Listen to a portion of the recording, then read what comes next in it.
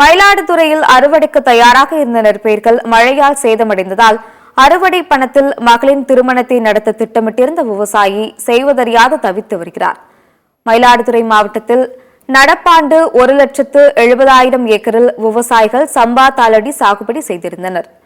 நெற்பயிர்கள் அறுவடைக்கு தயாராக இருந்த நிலையில் கடந்த 18ஆம் தேதி பெய்த மழையால் கங்கநாதபுரம் ஊராட்சியில் 1000 ஏக்கர் பரப்பளவில் நெற்பயிர்கள் சேதமடைந்தது.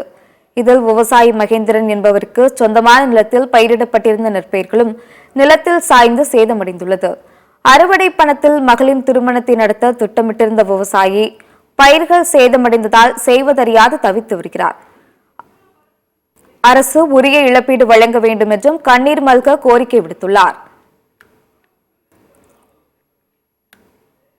பிள்ளை கல்யாணம் வச்சிருக்க ஒரு வாரம் தான் கல்யாணம்.